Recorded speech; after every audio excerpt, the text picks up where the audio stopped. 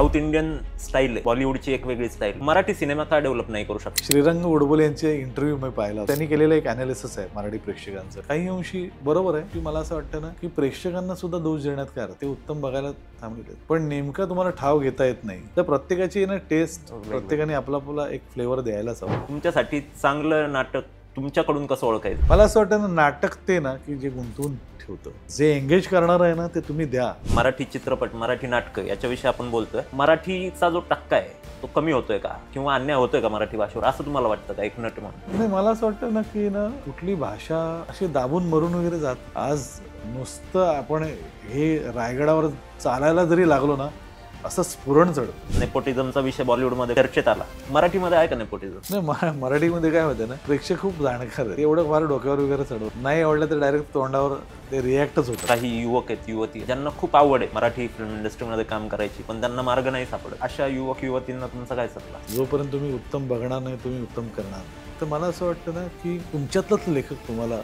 सापडायला हवा, तुमच्यातला दिग्दर्शक तुम्हाला सापडायला हवा.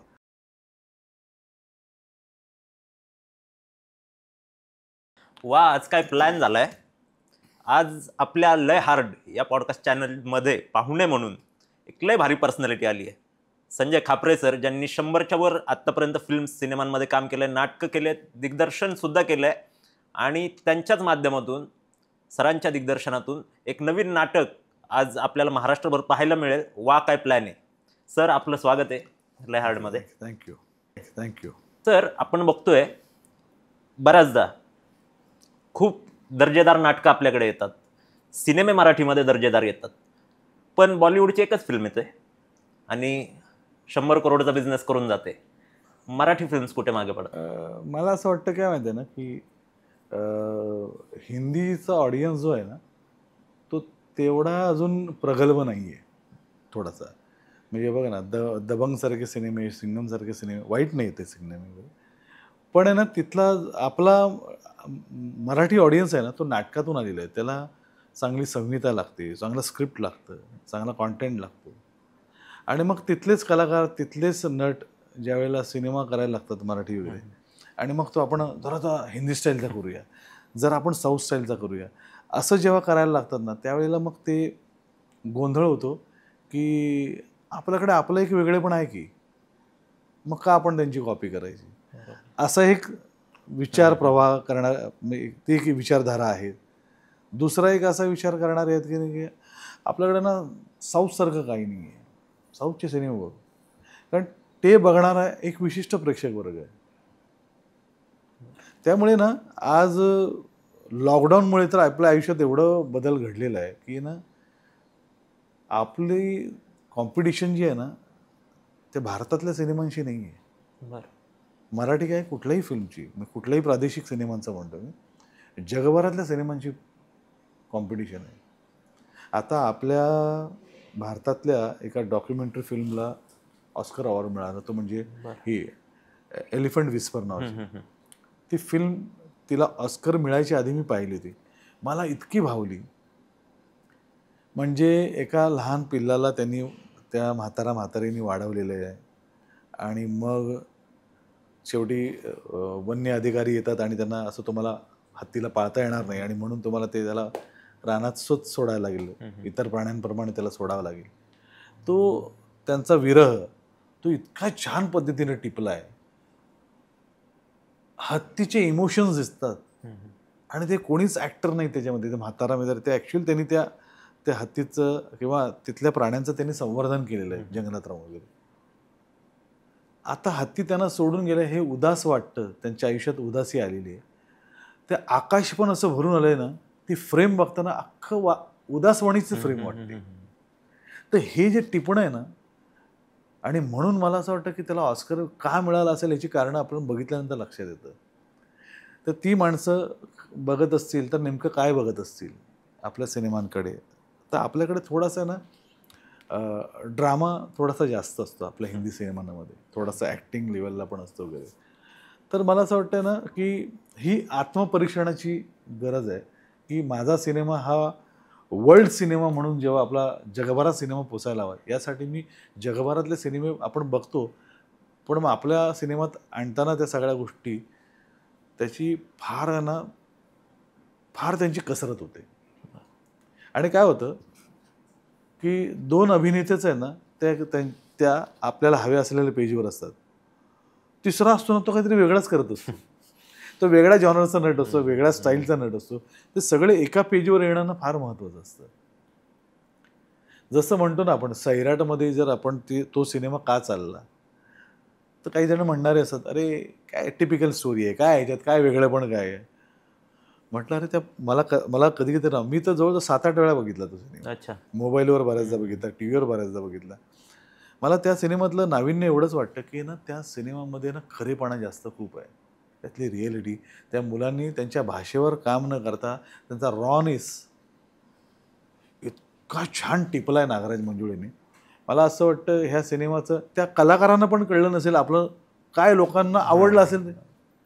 ह्या सीनला मला हसतात लोक, पण नागराज मंजुळेंनी काय टिपलं आहे असं नेमकं हे त्यांना देखील कळलं नसेल.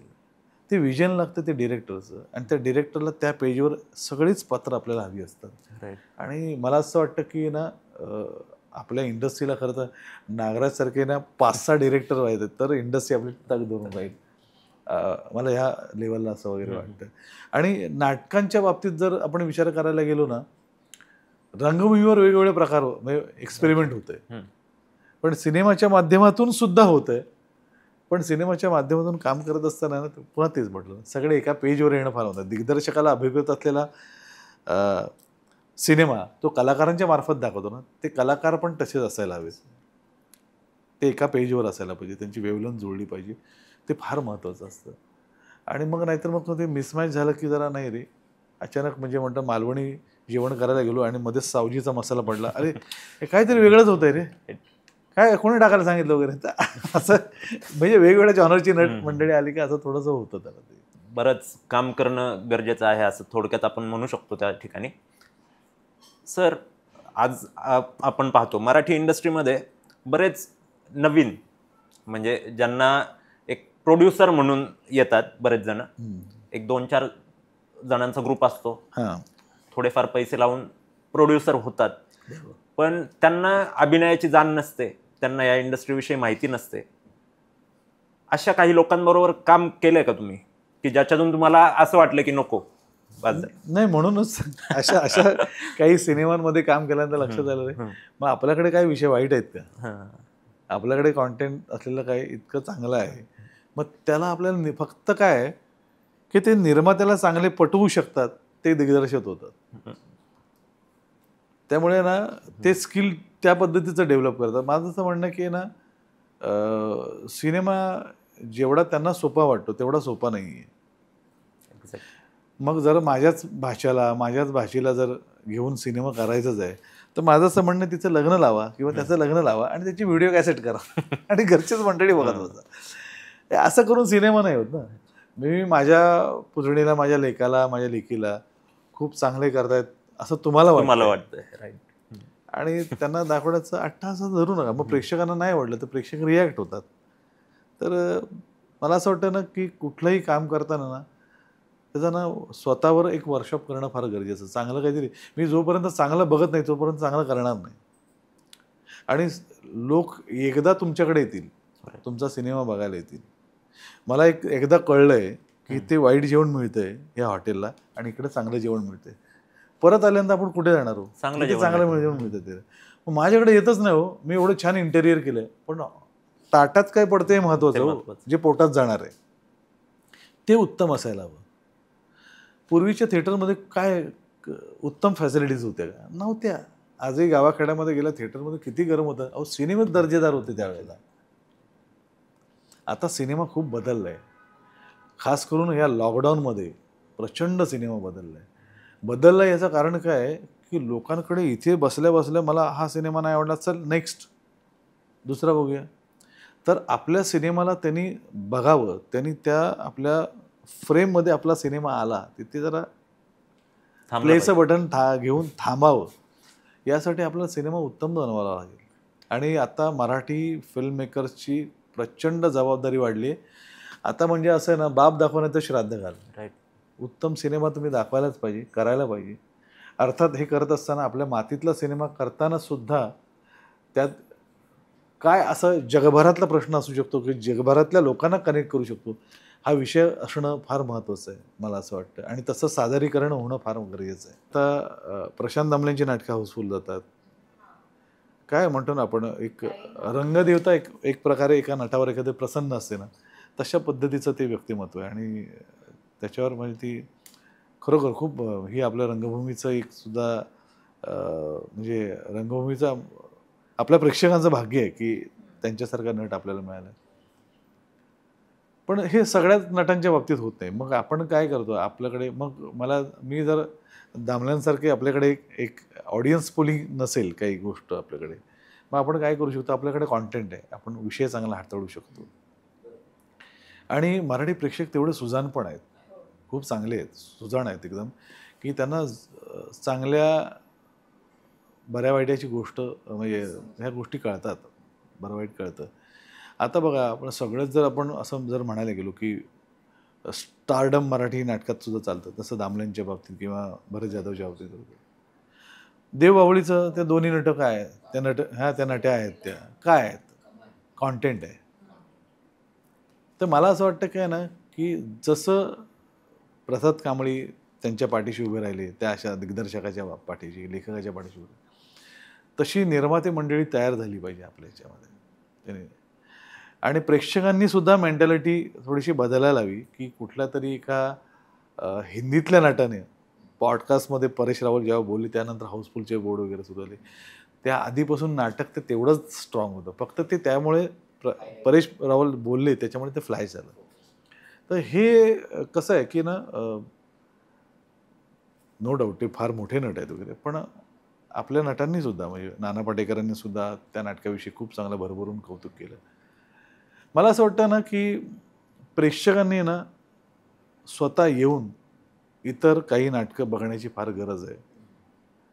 आणि जर आमच्यासारख्या नटांच्या मागे जर संतोष पवार उभा राहिला नसता, तर आज आम्ही देखील दिसलो नसतो, लोकांपर्यंत पोचलो नसतो. यदाकधीसारखं नाटक हे सगळ्या नवख्यानं घेऊन केलेलं नाटक आहे. त्या नाटकाने खूप हिस्ट्री केली. तर मला असं वाटतं की ना, कोणीतरी पाठीशी उभं राहणं फार गरजेचं आहे. म्हणून माझ्या नाटकात सुद्धा काही मालिकांमध्ये काम केलेली नटमंडळी असली, पण त्याच्याबरोबरीने काही नवोदित मंडळी पण आहेत, जे प्रायोगिक किंवा एकांकिका स्पर्धांमधून कामं वगैरे करतात, पण ते अप्रतिम काम करत आहेत.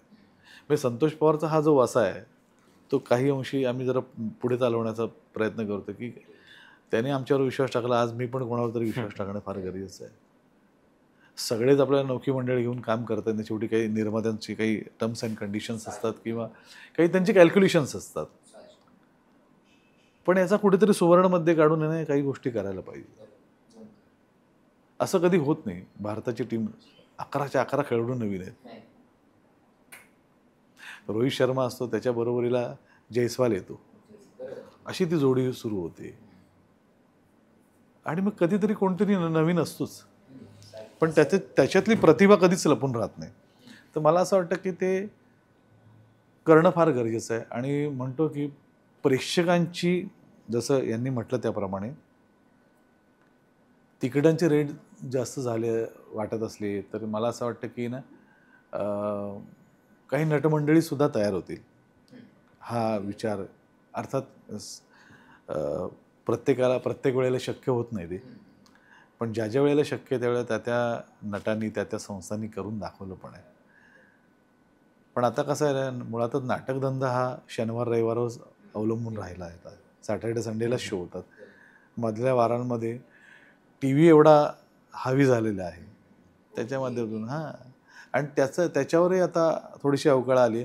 आता आम्ही ते नंतर बघू, रिपीट टेलिकास्ट नंतर जाताना ट्रेनमधून बघता येईल किंवा डाउनलोड करून घेता येतं. ह्या सगळ्या फॅसिलिटीज आल्यामुळे जरा त्यांच्या क्रिएटिव्हिटीवर पण थोडंसं परिणाम झालेला आहे.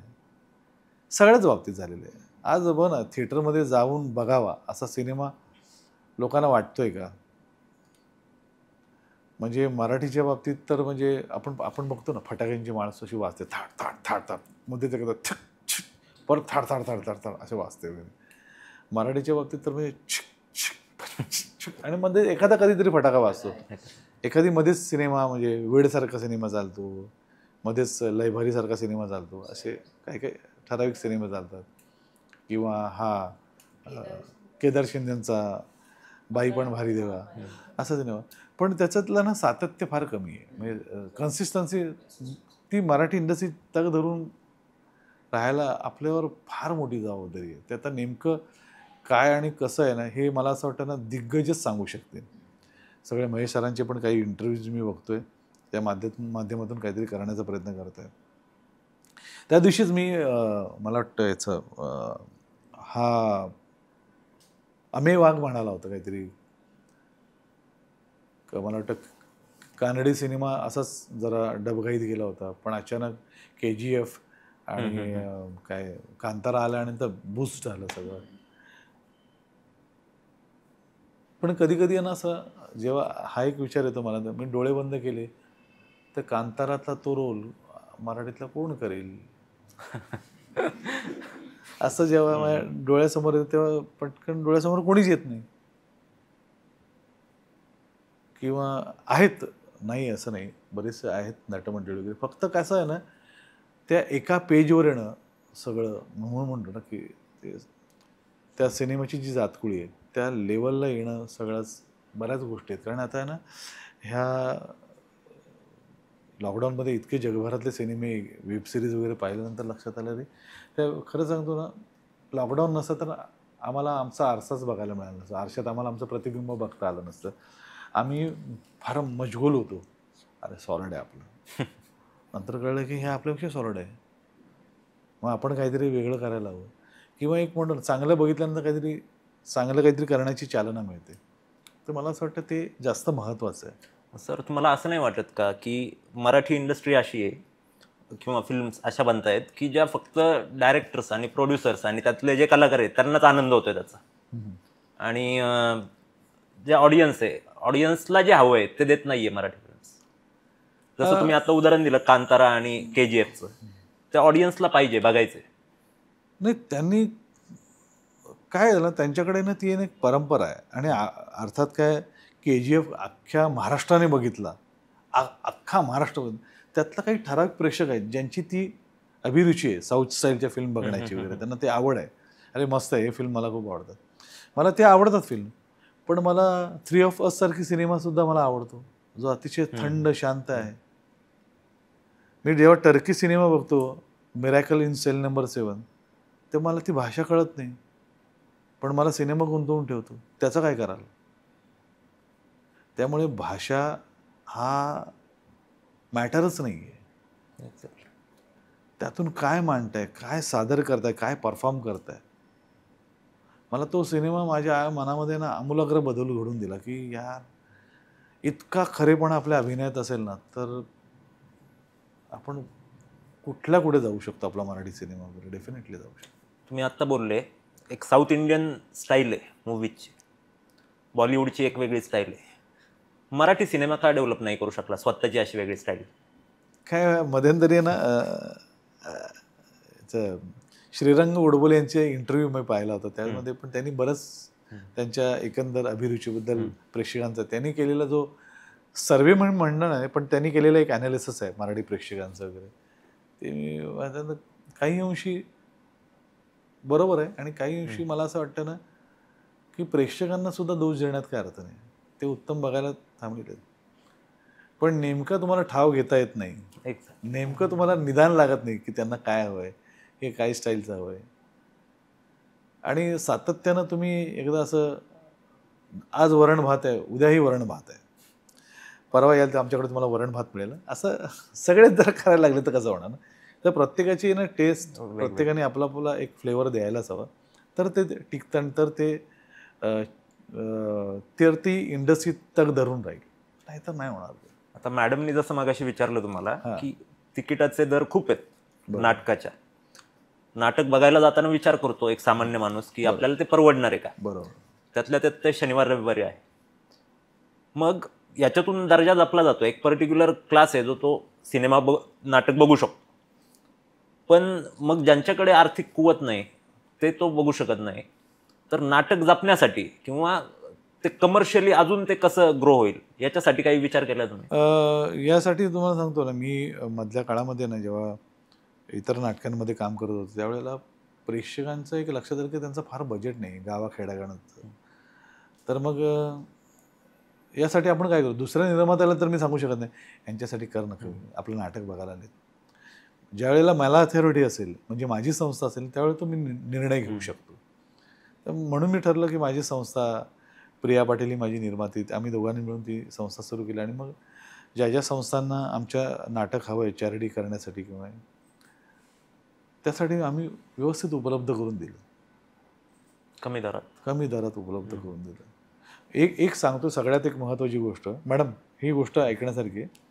मध्यंतरी आमच्या शाळेतला एक मित्र होता, तो मला म्हणाला, तो 1ली ते 4थी तर गावच्या शाळेत वगैरे होता तिथे. मला म्हणाला, आमच्या गावच्या शाळेच्या माध्यमातून आम्ही सगळे माझे विद्यार्थी आता सध्याच्या मुलांना आम्ही किट देणार होतो, कंपास बॉक्स, वह्या, पुस्तकं, किट, स्टेशनरी. तर मला तुझ्या हस्ते द्यायचं, तू येशील का? आमची रियुनियन झाली. तर त्यांच्या दृष्टिकोनातून मी ॲक्टर, त्यामुळे मला त्यांनी घेऊन गेलं. आणि मग दुसऱ्या दिवशी मी सगळ्यांना त्या मुलांना दिलं. आणि मग तिसऱ्या दिवशी पेपरला वाचली, अभिनेता संजय खापरे यांच्या हस्ते अमुक अमुक शाळेतल्या विद्यार्थ्यांना वगैरे. मला असं आलं, अरे मी काय केलं आहे, ह्याने दिलं आहे ते त्यांना दिलं आहे, मी काय केलं आहे? मी फक्त मध्ये ट्रान्सपोर्टेशन केलं, दॅट्स इट, बाकी काही नाही केलं. मला ती गोष्ट मनाला लागून राहिली, मी काय करू शकतो. मग त्याला मी म्हटलं, अरे आपण हे करूया ना, जरा मला पण काहीतरी मदत करायची होती. म्हटलं कशी करणार वगैरे, माझ्या नाटकाचा शो आपण अरेंज करूया ना, आपण चॅरिटी करूया, म्हणून ते तिकीट वगैरे आपण संपवून ते ह्यांना देऊया. अरे पण तुमचे तिकीट म्हणजे तुम्ही 1.5 लाख रुपये घेतात ना. म्हटलं मी 75,000 काय म्हणतो. म्हटलं हो, मी 75,000 घेतो, उरलेले जे 75,000 तुम्हाला जास्त वाटलं ना, ते आमच्याकडून तुम्हाला. त्यावेळेला मी काहीतरी, मला वाटतं 75,000 काहीतरी तो शो केला. आणि थिएटर भाडं वगैरे सगळं जाऊन 1,48,000 त्यांच्याकडे सगळा खर्च वगळता आम्हाला वगैरे देऊन वगैरे पुरले. त्या 70-75,000 त्यातल्या त्यांनी त्या शाळेमध्ये विहीर खणली आणि 32 वर्षानंतर त्या शाळेला पाणी मिळालं. अरे वा. मी दुसऱ्या वेळेला तिथे गेलो, ज्या वेळेला माझ्या फॅमिलीला घेऊन, माझा ऊर अभिमानाने भरून आला. आयुष्यात आपण काहीतरी केलं. मला असं वाटतं ही सुद्धा गोष्ट आहे ना, जमेची आहे आपल्यासाठी. कलेच्या माध्यमातून आपण काहीतरी सामाजिक भान राखायला गेलं पाहिजे. अर्थात मी हे सगळ्यांना नाही सांगू शकत, तुम्ही पण करा, मी पण केलं, तुम्ही पण करा, नाही. तुम्हाला जर माझं पटलं असेल, तुम्ही तुमच्या माध्यमातून तुम्हाला जसं करता येईल ना, जसं जमेल तसं तुम्ही करा. मला हे जमलं, माझा निर्माता तयार झाला आणि आम्ही केलं. आम्ही कोणासाठी काय म्हणतो ना, की मिसाल म्हणून राहण्यासाठी आम्ही केलं नाही आहे. आम्हाला करावं असं वाटलं. आणि मला असं वाटतं याच्यानंतर अजून कोण आहे का, कोणाला करायचं आहे का, तर ते मला आवडेल. आणि मध्यंतरी आम्ही एका पाटीदार समाजासाठी सुद्धा आम्ही केलं, पटेल समाजासाठी केलं. ते चिपळूणमध्ये महाडमध्ये शो केला होता. तिकीट रेट त्यांनी जास्त ठेवला, त्यांच्या समाजातले लोक जास्त विकत घेणार होती. आणि त्या काय ते 3-3.5 लाख काही वगैरे जमा झाली, काय जास्त अमाऊंट मला माहिती नाही किती. त्याच्यातून त्यांनी जे काही वसतिगृह, भवन वगैरे काहीतरी उभं करण्यात आले, त्याला तो निधी उपयोगात आला. मला वाटतं यार हे खूप चांगलं करत आहे. आम्हाला प्रेक्षक हवे आहेत. आमच्या निर्मात्याचं नेट प्रॉफिट नाही, पण प्रॉफिट मिळू दे त्याला, कारण त्यांनी घातलेले पैसे त्यांना वसूल हवे. पण मला जाऊन फावडाच घेऊन पैसे गोळा करायचेत असं आम्ही न करताना आपली ती कला आहे ना, पुरून सगळ्यांसाठी वगैरे वापरू. आज नाटकातून आहे ना, आपण घर नाही चालवू शकत, कारण शनिवार रविवार आला नाटक. त्यावेळेला एक 20-22 वर्षापूर्वी जरा थोडंसं सातत्याने आम्ही प्रयोग केले. यदा काहीचे महाराष्ट्रभर 15-15 दिवसाचा दौरा असेल. आता तसं राहिलं ना. परिस्थिती आता बदलली आहे. TV चॅनल्सचं वाढलं आहे. तुमच्या अनुषंगाने तुम्ही ज्यावेळेस नाटक बघायला जाता, तुमच्यासाठी चांगलं नाटक तुमच्याकडून कसं ओळखायचं, की वाईट की चांगलं? मी खरं सांगू, मी आता कुठलंही नाटक बघायला गेलो ना, मी पहिला मागे बसतो. अच्छा. मागे बसतो. मला काय बरेच मित्र म्हणतात, अरे मागे कसं बसता तुम्ही पुढे बसायला पाहिजे. लोकांना ते काय होतं ना, मी ना नाटक बघताना ना, मला एक सवय आहे की मला झोप आली असेल, त्याला काय वेळेला ते चांगलं होत नाही. कारण कसं होतं ना, आता लॉकडाऊनमध्ये बघितल्यानंतर आहे ना, उत्तम बघितल्यानंतर आहे ना, माझे ना असं आईला ह्या लेवलचं काहीतरी करायचं रे, ह्या लेवलचं काहीतरी आपण करायचं. आणि ह्या लेवलचं आपल्याला जर बघायला मिळत नसेल, तेव्हा असं वाटतं की यार कंटाळा येतो रे. पण आता त्यांना सांगायचं कसं, तर तिथल्या तिथं मला डुलकी येते. मग ते त्यांच्या समोर करण्यापेक्षा मागे कुठेतरी जाऊन झोपा, त्यांना उगाच आपल्यामुळे त्रास नाही. माझं असं होतं बऱ्याचदा. पण काही काही नाटकांना तर असं पण झालंय, मी मागे जाऊन बसतो बाबा मला झोप येऊ आणि 10व्या मिनिटानंतर मला सॉलिड आवडायला लागलं, मग पुढे येऊन बसलोय. असं झालंय बऱ्याचदा पण. आणि तितक्याच वेळा नाही आवडले पण. मला असं वाटतं ना, नाटक ते ना की जे गुंतवून ठेवतं, एंगेज करतं. आता माझं कळत न कळत सारखं नाटक होतं, ते तद्दन इमोशनल नाटक, रडारडीचं नाटक, पण गोष्ट अप्रतिम. ते नाटक संपल्यानंतर लोक आम्हाला म्हणायचे, मी म्हणालो काय तिसऱ्यांदा येतात तुम्ही? हो, आम्हाला खूप आवडतं रडायला, खूप छान वाटतं. लोक हसायला येतात हो, 3-3 वेळा रडायला कोण येते? याचं कारण काय माहिती आहे? मी एकदा दिवाळीत फटाके वगैरे घ्यायला गेलो माझ्या मुलाबरोबर आणि मला सवय माणूस येईल आणि तो घेऊन जाईल. आपण नट-बीट असून ते तिकडे स्टेजवर किंवा कॅमेऱ्याच्या समोर. इकडे आल्यानंतर आपण सर्वसामान्य म्हणून मुलासाठी फटाके घ्यायला गेलो. गर्दीतून एका माणसाने मागं धरून असं मागे ओढलं. म्हटलं काय हो? नाही तुमचं नाटक 3 वेळा बघितलं कळत न कळत. रडलोय आपण, पुरुषासारखा पुरुष पण आपण रडलोय. आणि ते बोलत असताना सुद्धा त्याला असं भरून आलेलं असं वगैरे जाणवत होतं वगैरे. म्हटलं यार थँक्यू सो मच. मला आश्चर्य वाटायचं. माझे वडील कित्येक प्रयोगाला येऊन रडलेले आहेत. मला 100. माझा मुलगा रितेश देशमुख सर माझ्या 50व्या प्रयोगाला आले होते. रडताना ते असे रडत होते वगैरे. नाटक भावलं खूप वगैरे. काय प्रत्येकाच्या रिॲक्शन्स आहेत वगैरे. कितीतरी बायका अशा त्यांची मतिमंद मुलावरचं ते नाटक होतं वगैरे. आमच्या घरी पण सेम प्रश्न आहे. आणि त्यानंतर मला असं वाटायला लागलं ना, की माणसांच्या घरातला प्रश्न वाटावा असंच नाटक आपण करायचं. प्रश्न आपल्या जवळचा असेल, ज्वलंत असेल, तो प्रश्न आपण मांडायचा. आणि जेव्हा आपली संस्था येईल तर आपण प्रकर्षाने त्या गोष्टी करायच्या. गणपतीमध्ये विनोदी नाटकं निवडतात. माझ्या त्या नाटकाला 5-5 शो मिळायचे. मला असं वाटायचं काय हे चाललंय आपल्या बाबतीत. मस्त अंगावर काटा येतो. काटा येतो हे गणपतीत. म्हणजे म्हणजे तसाही प्रेक्षक वर्ग आहे. जे एंगेज करणार आहे ना ते तुम्ही द्या. म्हणून मग माझ्या डोंट वरी हो जाएगा गलती से मिस्टेक या नाटकांमधून ते आणलं. विषय तसेच मांडले. आत्ता माझं नवीन नाटक येते आलेलं आहे, वाक काय प्लान. याच्यामध्ये सुद्धा गंभीर प्रश्न आहे. आपण त्याच्यावर बोलूयाच. बोल. आत्ता निखिल दादा जसं बोलले, मागाशीच बोलले ते, की आम्ही करतोय थिएटर, पण हाऊस म्हणून करतोय, स्वतःच्या खिशातले पैसे घालून करतोय. बॉलिवूडचा किंग खान शाहरुख खान असं म्हणतो एका इंटरव्ह्यूमध्ये की गुरबत में क्रिएटिव्हिटी नाही होती.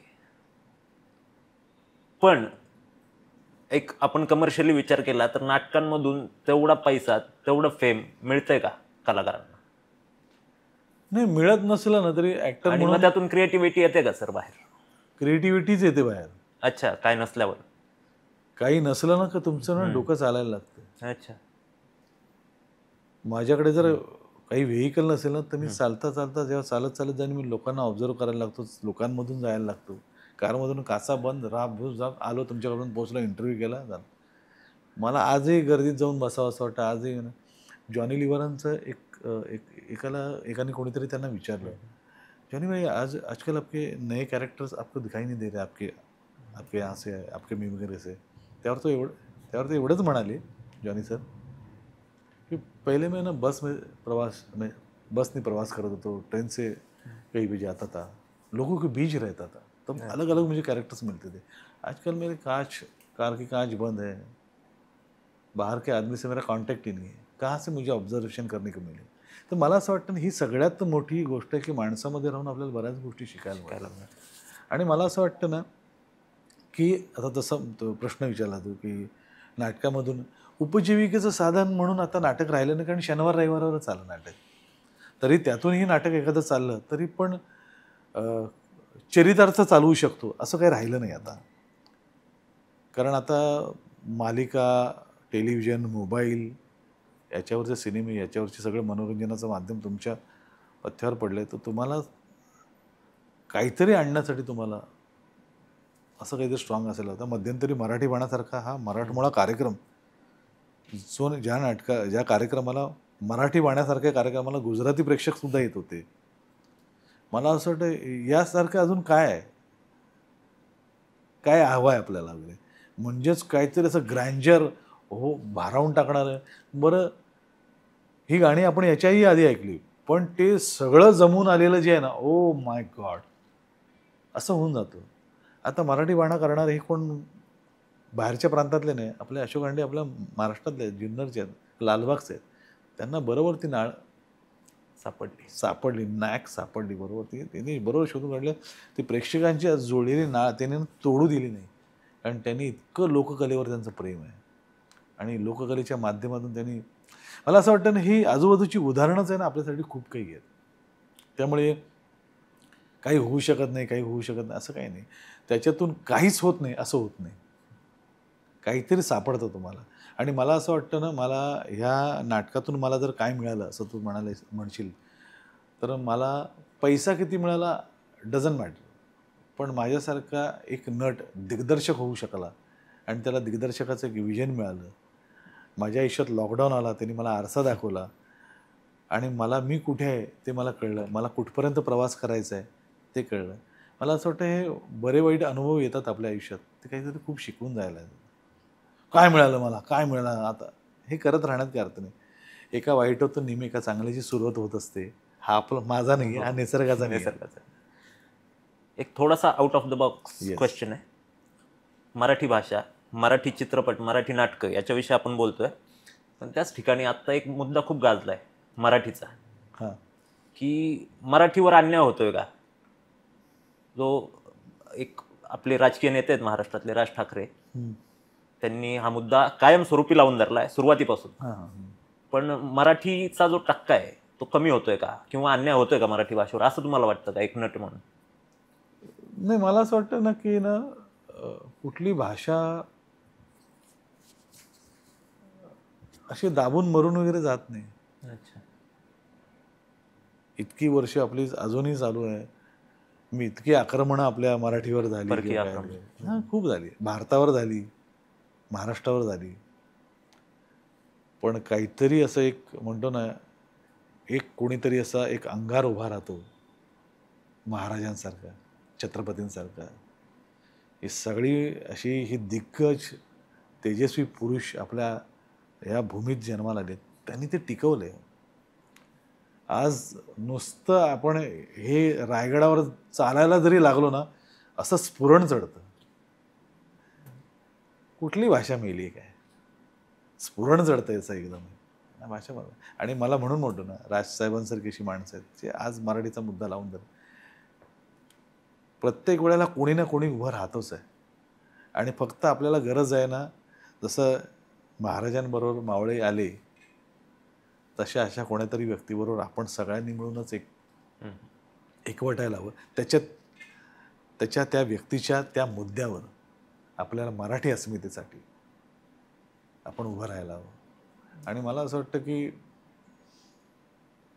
महाराष्ट्रातला यंगस्टर आहे ना, जो तो अविचारी नाही, त्याला बरोबर कळतं मी कुठे उभं राहायला हवं, आणि तो बरोबर तिकडे उभा राहतो. आणि तरुणांना आपण म्हणतो ना की जग इथे आलं हो मोबाईलवर, त्यातलं चांगलं काय घ्यायचं, वाईट काय घ्यायचं, हे सगळंच आलंच ना. ती प्रत्येकाची मेंटॅलिटी आहे, त्याच्यावर झालेले संस्कार आहेत, घरचे संस्कार आहेत, मित्रांचे संस्कार आहेत, शाळेचे संस्कार आहेत. माझ्या शाळेने जर मला चांगलं उत्तम दाखवलं नसतं, आमचे ज्योतिराम कदम सरांनी, तर मला नाटकाबद्दलची माझी रुची निर्माणच झाली नाही. त्यामुळे त्यांचे अनन्य साधारण उपकार आहेत. संतोष पवारसारखा माझा मित्र माझ्याबरोबर उभा राहिला नसतं तर मी आज नाटकातून उभा राहिलो नसतो, आणि महेश सर माझ्या आयुष्यात आले नसते. तिथून सगळा प्रवास, निशिकांत कामत, रितेश देशमुख, हा सगळा प्रवास. त्याच्यावरच येणार होतो सर. आता महेश मांजरेकर सर यांचं तुमच्या आयुष्यात किती महत्व आहे? खूप, म्हणजे ही इज अ डायनॅमिक. अच्छा. तो माणूस इतका हळवा आहे स्वभावाने, असा वरून राकड वाटतो, आपल्या महाराष्ट्र देखीलसारखा असं आहे. वरून राकड असला तरी आतून खूप आहे. कोकणची माणसं साधी भोळी, तसाही माणूस आहे तो. आणि हिंदीत प्रचंड काम केलेला माणूस आहे तो. आणि आपल्याकडे ना डिरेक्टर खूप आहेत, व्हिज्युअलायझर फार कमी आहेत. आता मांजरेकर सर असे आहेत ना की त्यांना ना ते थ्रू बघतात एखाद्याच्या. त्यांचं ड्रॉइंग खूप चांगलं आहे सरांचं. अच्छा. ते डायरेक्ट त्या माणसाला स्कॅन करतात, ह्याला सरदाजी फेटा बिटा लावून असं तिथलं चित्र त्याच्या डोक्यात त्याचं तयार होत असेल, हा वेगळा वाटेल. दे धक्कामध्ये मी दाढी बिडी वाढून गेलो होतो त्या कॅरेक्टरसाठी. इन्फॉर्मेटिव्ह कॅरेक्टर, आपल्या गावात कॉम्पिटिशन होणार आहे, तिथे फॉर्म भरूया वगैरे, असं काहीतरी एवढंच काहीतरी वाक्य वगैरे होतं. आणि तेवढ्यासाठी मुंबईवरून मी भोरला सरांकडे गेलो होतो. माझी इच्छा होती. स्ट्रगलिंग पिरियड, आपल्याकडे चॉईस नसतो आपलं काम करायचं. सरांकडे गेलो. सर म्हणाले, जरा एक काम कर, क्लीन शेव कर. मी असं होतो, का? आणि ह्या कानातली बाली ह्या कानात घाल, आपण असं करूया कॅरेक्टर. मला असं झालं, रे बापरे, हे करायचं सरांना, हे गाढवाच्या लग्नामध्ये माझं करून झालंय. पण सर म्हणाले की तू काहीतरी, मकरंद अनासपुरे होता तिकडे, तर मग काय म्हणाले, तू काहीतरी वेगळं करशील ते. आणि पहिला सीन मी केला, अजून मला आठवतं, पहिला सीन मी केला तो आहे ना, मक्या दादा मग सुमती वहिनी ट्रिंग सायकल वगैरे, तो सीन मी केला. त्या सीन नंतर सर मॉनिटरवर होते आणि सरांची रिॲक्शन अशी होती. म्हटलं, सर काय बरोबर नाही झालं का? नाही यार, तू आधी भेटायला पाहिजे होता. मला कळे ना, कारण त्यांचा प्रवास आधी शूट करून झाला होता. अच्छा. मला प्रवासात तुला वापरता आला असता. पण त्यांना माहिती होतं ह्याला बऱ्यापैकी डान्स सांग आहे, म्हणून मला त्यांनी रवींद्र नाट्यमन दिलं. मी असं येतो नाही का, तुमच्या आधीच पोचलो मी, असं म्हणून उगवली शुक्राची चांदणी या गाण्यामध्ये मी आलो. मला असं वाटतं की हे एखाद्यालाच विजन असू शकतं आणि ते खपून पण गेलं. माझ्याकडे विमानाने याला, त्या सुंदराकडे पैसे कुठून आले, हा विचारच लोकांना कोणाला कळला नाही. मी बोलतो, कसं काय सर? अरे चल रे लोकांना. आणि पण ते डायजेस्ट होणं फार गरजेचं असतं. काकस्पर्शमध्ये एक सीन माहिती आहे, वैभव मांगलेला उपाध्यायाला मी घोंगडं टाकून मारत असतो. कोणी कोण आहे रे, कोण मारतं वगैरे. हा सीन ऑन दी स्पॉट त्यांनी इम्प्रोव्हाइज केला सरांनी. मला असं झालं होतं रे, काकस्पर्श सारख्या सिनेमामध्ये एखादा सीन आपण असाच एक इम्प्रोव्हाइज करून ढकलूया का, हे त्याने केलं. खरं तर नॉर्मल सीन होता एकदम तो, पण हे डिझाईन करणं आहे ना, हे महेश सरच. म्हणून म्हणतो ना की ही इज डायनॅमिक, तो माणूस काही करेल. आणि त्या सिनेमामध्ये काकस्पर्शमध्ये एका सिनेमामध्ये मला गेचं कॅरेक्टर देतात, दुसऱ्या सिनेमामध्ये मला विलन म्हणून लढमणामध्ये मला त्यांनी घेतलं, फक्त लढमणामध्ये. त्याच्यानंतर डायरेक्ट मला त्याच वर्षात काकस्पर्श केला आणि मला पॉझिटिव्ह कॅरेक्टर दिलं. म्हटलं, सर असं काय? नाही नाही, तू चोर पण वाटशील आणि पोलिसही वाटशील, असं काही नाही. तेव्हा मी मेधाताईंशी बोललो. मेधाताई म्हणाल, नाही रे, तू कशातही जाऊ शकतोस हे. आणि मग मी माझाच विचार करायला, हो काय, आपण आपल्यावर एक्सपेरिमेंट नाही केले कधी. आपण आपली जेव्हा संस्था आहे, आपली जेव्हा नाटकातून आपल्याला काम करतायत. आज सिनेमातून मी खूप असे अँग्री विलन वगैरे करतोय, पण माझे वाघ काय प्लॅनमध्ये मी बावळट नवरा आहे. हे अशा ह्या मिशनमधला ह्या देहबोलीचा माणूस बावळट कसा असू शकतो, ते करताना परिश्रम पडले मला. कारण तो तेवढाच असं ना, हा माणूस एखाद्या बायकोच्या मुठीत कसा राहू शकतो, बायको अशा माणसाला डॉमिनेट कशी करू शकते, ते पटायला हवं, यासाठीचे माझे खूप प्रयत्न मी केले आणि ते लोकांना पटतं. त्यात दीपाली चौगुले यांनी माझ्या बायकोचा रोल केला, जिने माझे लय आवडतेस तुम्हाला या मालिकेमध्ये. मी डॉमिनेटिंग नवरा साहेबराव पाटील आणि ती मुळू रडणारी सात्विक अशी ती बायको सावित्री तिने प्ले केली. या नाटकात उलट आहे, मी बावळट आहे आणि ती डॉमिनेटिंग आहे. Very interesting. म्हणजे म्हणतो ना, आता हे मला तिथे का दिसलं, कारण आहे ना, जर महेश सरांसारखा माणूस असा जर विचार करू शकत तर मला हिच्यातलं पोटेन्शियल आपल्याला कळतं ना, ही करू शकते. म्हणजे असं म्हणत नाही मी महेश सरांनी इतकं मला आता विजन वगैरे आलं, पण आपल्याला एक अंदाज असतो, अरे ह्या माणसाला जर माझ्यावर एक्सपेरिमेंट करणारे कोणीतरी होते तर ह्यांच्यावर पण. प्रत्येक कलाकारांमध्ये आहे काहीतरी खूप खूप टॅलेंट दडलेलं आहे, फक्त त्यांच्यावर विश्वास टाकणं फार गरजेचं आहे. जर माझ्यासारखा नट काही वेगवेगळ्या भूमिका करू शकतो, हे महेश सरांनी दाखवून दिलं. तशा महेश सरांसारख्या दिग्दर्शकांनी ना, मराठीत खूप नट आहेत की ज्यांच्यावर विश्वास टाकावा आणि त्यांच्यातले वेगवेगळे पैलू लोकांसमोर आणावे. आम्ही आमच्या यदाकाईच्या निमित्ताने ज्या ठिकाणी प्रयोग होऊ शकत नव्हते त्या ठिकाणी प्रयोग केलेत. मी मला कळत नकळत या नाटकाचा विशेष अभिमान का वाटतो माहिती आहे, माझ्या कलाकृतीचा, कुठलंही मी करत असलेला. ते माझं नाटक जे होतं ना, ते रत्नागिरीच्या गावखडी विभागामध्ये शेतामध्ये झालेल्या प्रेक्षकांसमोर 2500 प्रेक्षकांसमोर माझं ते नाटक झालं. ते लोकांनी उचलून धरलं आणि त्या नाटकाचा प्रयोग माझा NCPA पण होतो. ही सगळ्यात माझी महत्त्वाची गोष्ट आहे की तिथल्याही प्रेक्षकांना माझं नाटक आवडून जातं. माझं म्हणजे एकंदरीत आपण विचार करायला पाहिजे, सर्व स्तरातल्या प्रेक्षकांना आपण आपलंसं केलं पाहिजे. आपण म्हणतो ना, तुमच्या प्रत्येक कलाकृतीमधून आपण काहीतरी द्यायला पाहिजे. राजकुमार हिरानीचा कुठलाही सिनेमा घ्या ना, त्यांचा प्रत्येक सिनेमामधून ते काहीतरी सांगतात, पण त्याचबरोबर धमाल पण वाटते बघायला. थ्री इडियट्ससारखा सिनेमा मध्येच गंभीर होतो, मध्येच सिरियस होतो, मध्येच किती त्याने धमाल केली त्या सिनेमाने.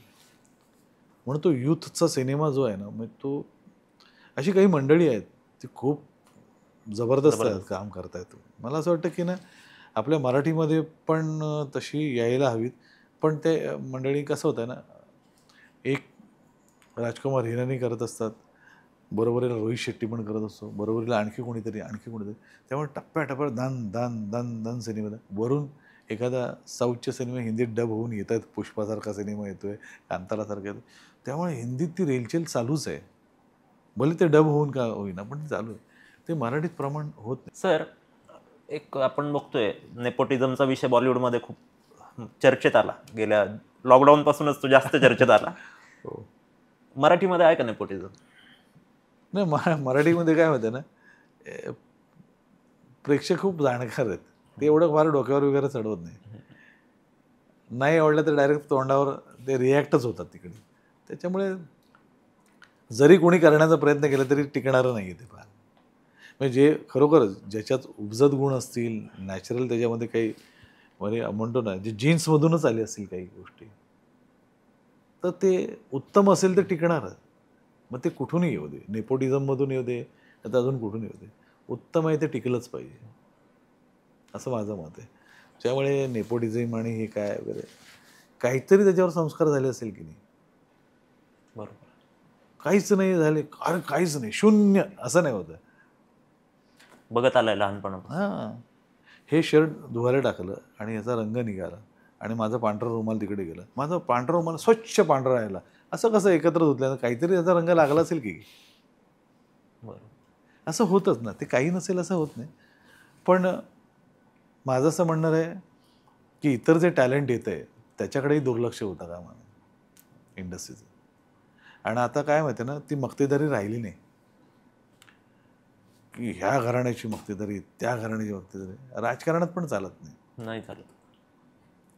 लोक आता रिॲक्ट होतात, बस झालं आता, बस झालं. त्यामुळे टिकणारं नाही ते. जे उत्तम आहे ते डेफिनेटली लोक ॲप्रिशिएट करतील, नक्कीच. सर, बरेच माझ्याही ओळखीत काही युवक आहेत, युवती आहेत, ज्यांना खूप आवड आहे मराठी फिल्म इंडस्ट्रीमध्ये काम करायची, पण त्यांना मार्ग नाही सापडत. आणि बऱ्याच जणांना घरून पण विरोध होतो. तर अशा युवक युवतींना तुमचा काय सल्ला असेल? हे बघा, मी बघून शिकत आलो. जोपर्यंत तुम्ही उत्तम बघणार नाही, तुम्ही उत्तम करणार नाही.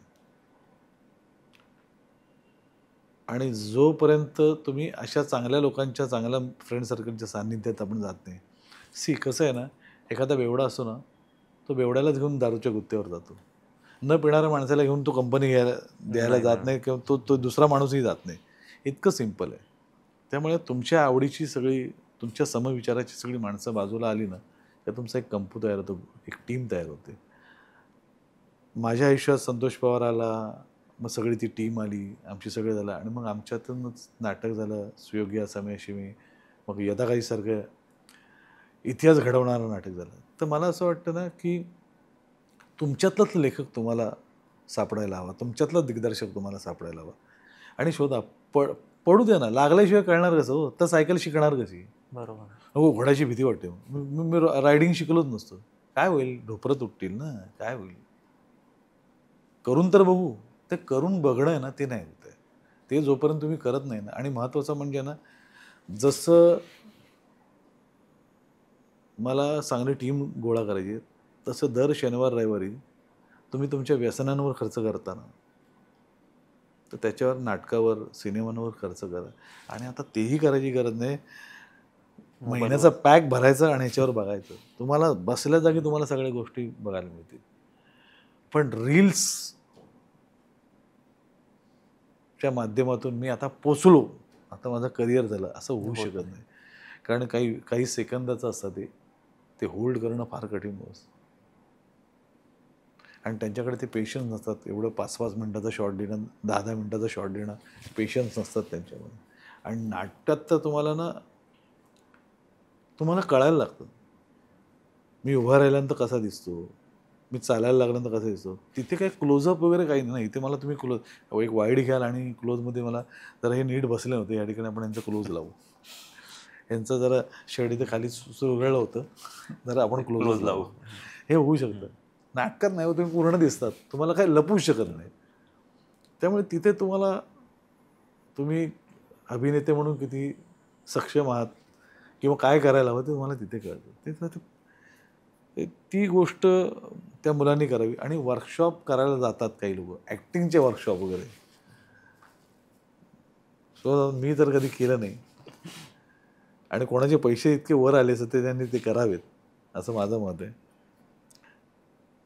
आणि अभिनेत्यांच्या बाबतीत आणि काय होतं की आपल्याकडे जसं नवाजुद्दीन सिद्दीकी आहेत, पंकज त्रिपाठी आहेत, इरफान खानसारखा नट होता, अशी मनोज वाजपेयीसारखी नट, ही सगळी के मेनन वगैरे वगैरे वगैरे अशी, गजराज म्हणून एक आहे ते जबरदस्त नट मंडळी. त्यांनी ब्लॅक फ्रायडे फिल्म बघावी. वर्कशॉप आहे ती फिल्म, म्हणजे वर्कशॉप आहे. कसला अभिनय. गँग्स ऑफ वासेपूर, फावदासारखी वेबसिरीज आहे, फावदा नावाची, हिब्रू भाषेत ती पाहिली वेबसिरीज. त्या फिल्ममध्ये आपण बघत असताना आपल्याकडे एक इरफान आला किंवा एक नवाज आला की आपण आलं मस्त त्याची फिल्म. त्या वेबसिरीजमध्ये ना असे ॲट अ टाईम इथून 5-6 नवाजसारखे नटमंडळी जाईल, इथून 8-10 येतात. मला असं होतं ना, म्हणजे मी कोणाला फॉलो करू, हा पण जबरदस्त रे, ती बाई पण जबरदस्त रे. आपल्याला हॉलिवूडचेच नट आत्तापर्यंत मला माहिती होते. म्हणजे माझं तर मी फार अज्ञानी होतो त्यामध्ये, की भारताबाहेरचा सिनेमा म्हणजे हॉलिवूडचा सिनेमा असं होतं माझी, अशी धारणा होती. पण स्पॅनिश बिनिशची मनी हाईट्स वगैरे बघितल्यानंतर मला असं कळालं होतं, अरे नाही रे, खूप वेगळं आहे. ती टर्की फिल्म मी म्हणजे म्हणालो होतो, मिरॅकल इन सेल नंबर 7. मी माझ्या घरात एकटाच फिल्म बघत होतो आणि मला 3-4दा मी इमोशनल झालो त्या फिल्म बघताना. मी नॉर्मल ऑडियन्स म्हणून मी असं बघायचं आहे, नॉर्मल ऑडियन्स म्हणून बघायचं, इमोशनल नाही व्हायचं. तरी मी कनेक्ट होतो. आणि शेवटाला मला असा आवंडा गिळून मी राहिलो होतो. आणि घरात एकटाच बघत होतो, बीन बॅगवर बसून पिक्चर बघत होतो. आणि एकटाच उभं राहिलो आणि कळलं की मी घरात एकटाच आहे. इतकं हरवलं होतं मी. मला असं वाटतं ना, ती टर्की भाषाच मला येत नाही. म्हणजेच काय, सिनेमा अभिनयाच्या जोरावर तुम्ही काय करता, काय सादर करता, काय कॉन्टेंट आहे तुमच्याकडे, हे फार महत्त्वाचं. आणि अफलातून ॲक्टर, आणि एक नाही, सगळेच. अवेकनिंग नावाची फिल्म बघितली मी, रॉबर्ट डी निरोची. रॉबिन विल्यमसन त्यात डॉक्टर दाखवला आहे. ती रिअल कथेवर आधारित होती. रॉबर्ट डी निरो हा हॉलिवूडचा मोठा नट, तुम्हाला माहिती असेल. पण त्याचा एक काहीतरी वेगळा आजार त्यांना दाखवला आहे. तो डॉक्टर त्याच्यावर एक्सपेरिमेंट करतो, औषध शोधून काढतो. म्हणजे तो माणूस असा असतो, त्याला भरवलं तरी ना तोंडातून जात नाही आतमध्ये अन्न, पेज, दूध वगैरे, सांडतं वगैरे. पण अचानक इथून कोणीतरी बॉल टाकला, टपकन इकडे पकडला जातो त्याच्याकडून. तो असंच तिकडे बघत असतो. बरं, रॉबर्ट डी निरो हा बेस्ट ॲक्टर आहे. त्याच्या आजूबाजूचे हे 5-6 पेशंट आहे ना, ते पण त्याच्या इतकं त्या लेवललाच ॲक्टिंग करतात. मला असा प्रश्न पडला, मी पुन्हा ते म्हणतो ना, एका पेजवर का सेम आजार आहे, पण यांचा पण त्याच लेवलला करतो ना ॲक्टिंग. ती म्हातारी पण त्याच लेवलला करते. तर हे आपल्याकडे का नाही? आपल्याकडे एक चांगला नट घेतात, बापरे ह्याचंच बजेट आहे आपल्याकडे, बाकीच्यांचं जास्त बजेट, तू ये रे बाबा, तू ठीक आहे चल, मग ते बाकी चालीवर घ्या असं म्हणून जे घेतलं जातं. मग आता जसं मी ह्या माईकचा मी क्लोज होते, पण पलीकडे मला हा माणूस येतोय, हा जर माणूस प्रॉपर रिॲक्ट होणार नसेल, मग तुमची अख्खी फ्रेम वाया जाते.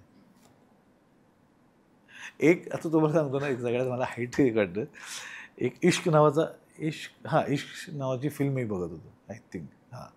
त्यामध्ये त्या फ्लोअरवर काहीतरी मर्डर होतो कोणाचं तरी, आणि मग तिथे काजोल असतात तिकडे, आणि मग सगळं हे झालं रे, रोको कोई हिलेगा नाही. आम्ही मग तिकडे बाकीचे आर्टिस्ट असतात ना, फक्त काजोलच्या चेहऱ्यावर दिसत होतं इथे मर्डर झालेलं आहे हे दिसत होतं. आणि मग पोलीस आली म्हणून पोलिसांसाठी वेगळं घाबरण्याचं तरी रिॲक्शन. बाकीची लोक होती ना आजूबाजूचे ज्युनियर, अभि पोलीस आई उधर देखो, मर्डर हुआ उधर देखो, त्यांच्या चेहऱ्यावर काही नाही. अरे रस्त्यावरचा ॲक्सिडेंट जेव्हा होतो ना, तेव्हा आपला त्याच्याशी काही संबंध नसतो.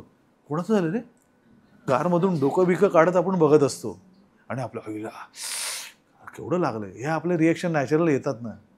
मग रस्त्यावरचा तो कोणीही असू दे, तर मला असं वाटतं ना, हे हे हे आपल्या सिनेमात व्हायला पाहिजे रे. इतकी लाईव्ह आणि नॅचरल रिॲक्शन यायला पाहिजे. आणि म्हणून मी ना प्रँक व्हिडिओ असं बघत असतो, तिथे जे रिॲक्शन असतात ना, मला ते भयानक आवडतात. म्हटलं हे हे असं आपल्याला रिॲक्ट होता यायला पाहिजे. अचानक कोणीतरी आलं की आपण दचकतो ना, ते ते व्हायलाच पाहिजे. जर तसं आपल्याला गरजेचं वाटलं तर हे फार महत्त्वाचं आहे. आणि सर्वसामान्यांकडून तुम्ही खूप काही शिकू शकता. आता हल्ली तर नॉन ॲक्टिंग इज ॲक्टिंग आहे. तुम्ही सहज सुंदर अभिनय आपण किंवा सटल ज्याला आपण म्हणतो नॅचरल, तर मला वाटतं सर्वसामान्यांना बघून आपल्याला खूप काही शिकू शकतो. सर आता मिर्झापूर सिरीज आली होती, हां. पंकज त्रिपाठी, त्यांच्याकडे त्या सिरीजमध्ये खूप कमी आहेत डायलॉग्स. हां, हां.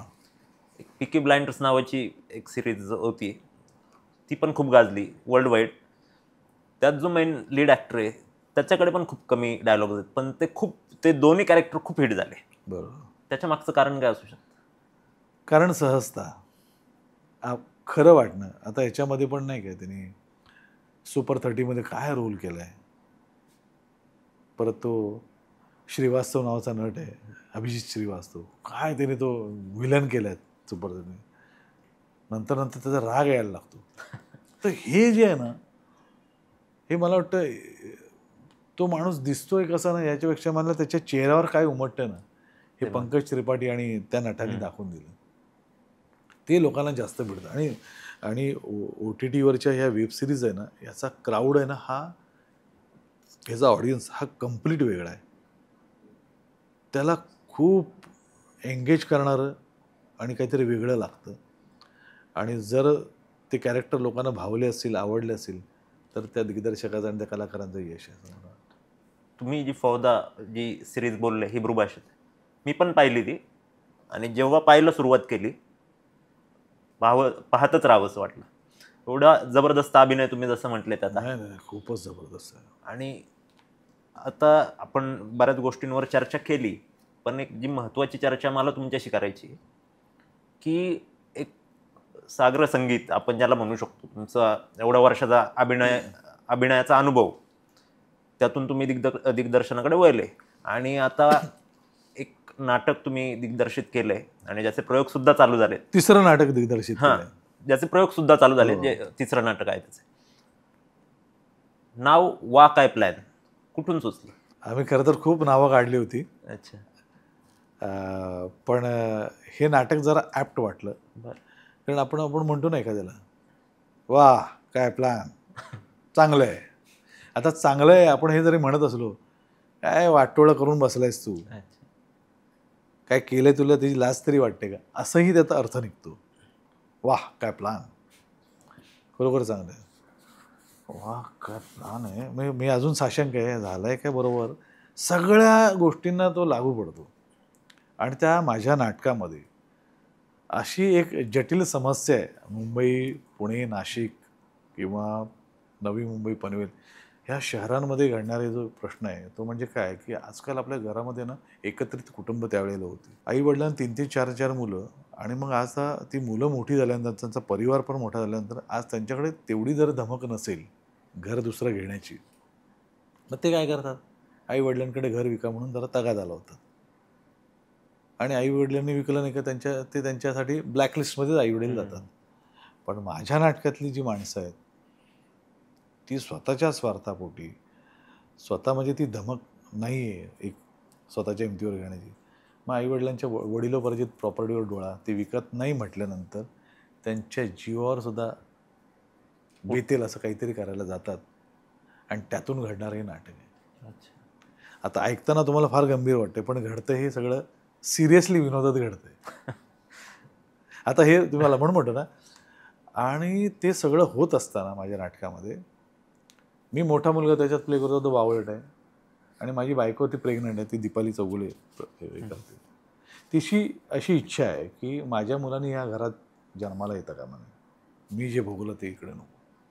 ती खरं ती वर्किंग वुमन आहे, मॅटर्निटी लिव्हवरती घरात थांबावं लागलं. मी पण वर्क फ्रॉम होम करतोय, पण मला वर्क फ्रॉम होम करता करता बायकोची सगळी कामं करावी लागतात.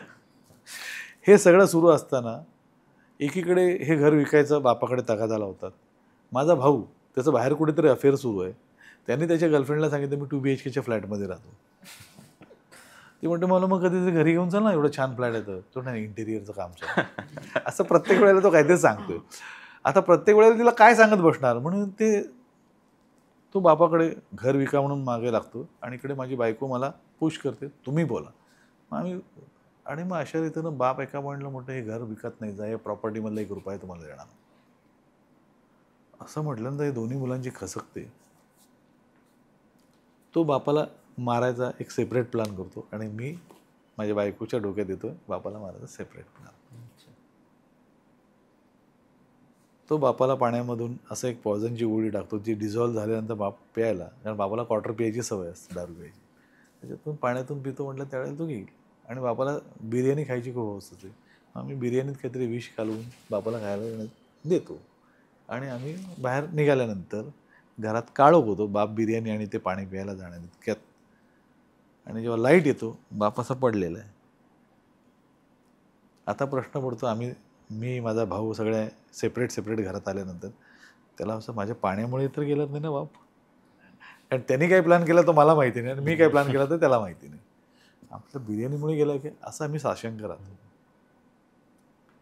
आणि आमची जी बहीण आहे ती 3 दिवसाच्या मेडिकल कॅम्पला गेली, ती अचानक घरात येते. ती खरं तर उद्या येणार, ती असते नर्स.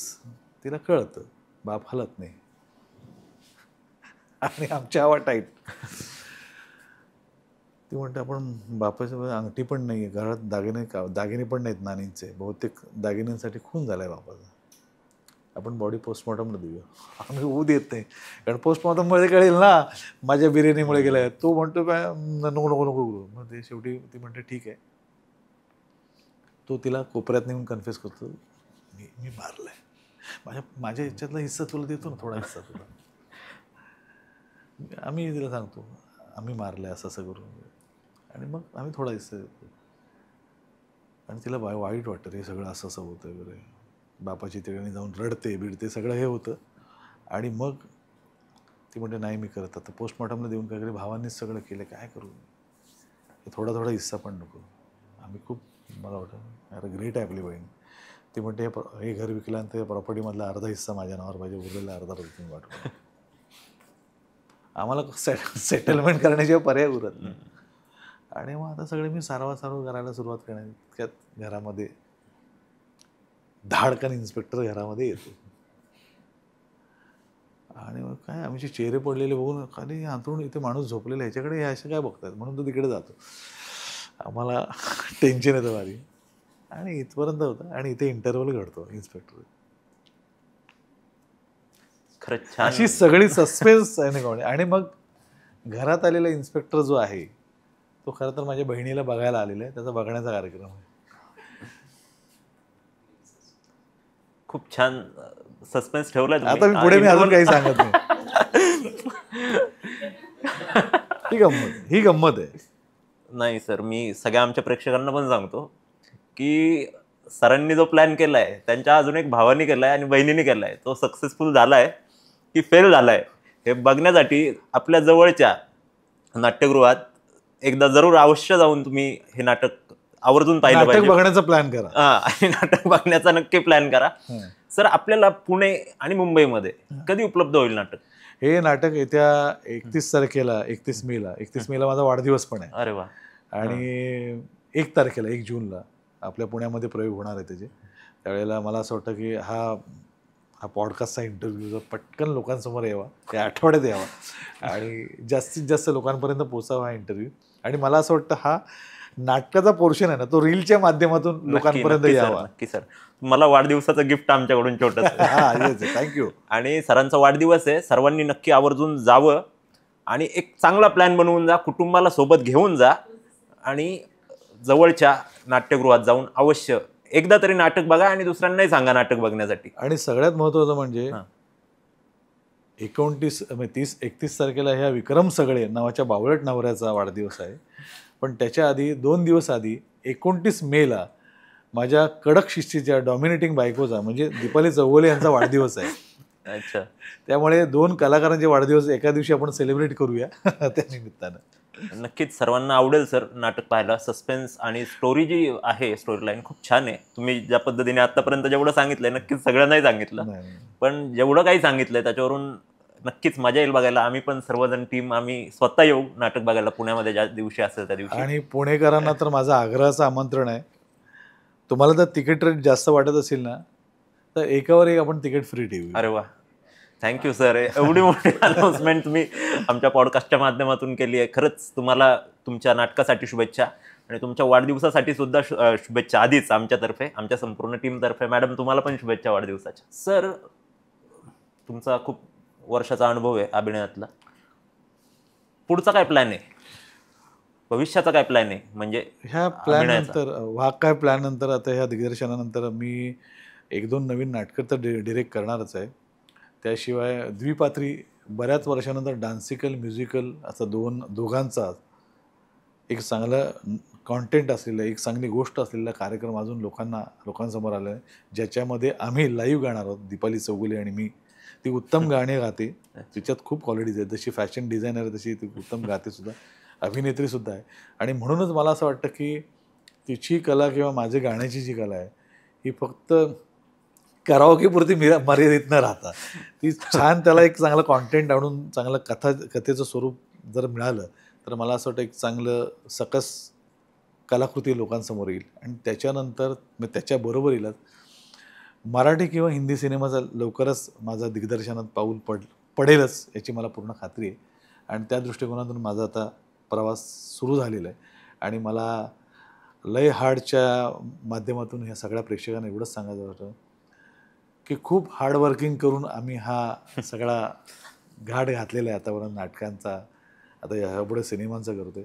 तुमचे आशीर्वाद आणि प्रेम आजवर जसे आमच्या पाठीशी राहू दिलेत तसेच तुमचे कायम आमच्या पाठीशी ठेवा, जेणेकरून आम्हाला नवनवीन काहीतरी कलाकृती आणण्यासाठी एक नवा हुरूप किंवा उर्मी वाढेल. जसं माझ्याकडे नाटकाचे निर्माते खूप येत आहेत ना, तसं मला असं वाटतं की सिनेमाच्या सुद्धा माझ्याकडे 8-10 स्टोरी रेडी आहेत. अच्छा. तर जसं सिनेमाच्या निर्मात्याने सुद्धा मला अप्रोच व्हावं, मी सुद्धा होतोय, काही लोक माझ्या कॉन्टॅक्टमध्ये आहेत.